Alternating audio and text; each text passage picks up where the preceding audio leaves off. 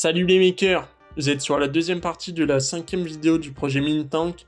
Si vous n'avez pas encore vu la première partie, je vous conseille d'aller la voir pour savoir ce qu'on est en train de fabriquer.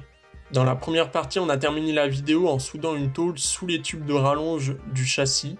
Aujourd'hui, on termine le carter du châssis et les supports moteurs. Pour faire ça, on commence par allonger les flancs, donc comme d'habitude, on prend les mesures, on découpe puis on soude.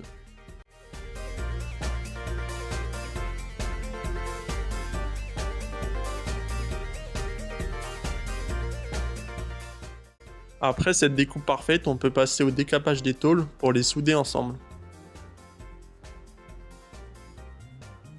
On soude les tôles ensemble avec des points. C'est pas l'idéal, mais quand on commence à faire des cordons, là elles se percent.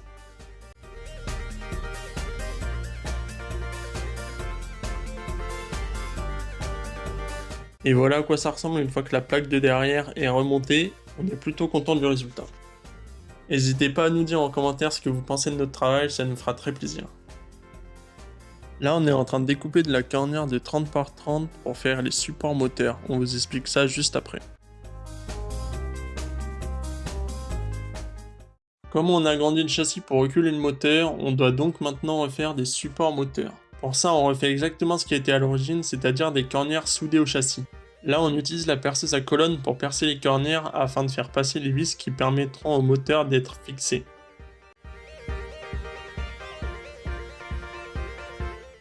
Pour visser les vis du moteur qui le maintiendront en place, on soude des écrous sous les cornières dans la coaxialité des perçages.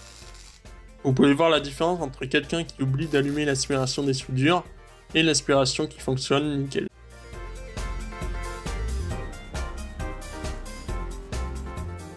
Si vous vous demandez pourquoi on met des vis dans la cornière, c'est tout simplement pour protéger les filets des projections de soudure.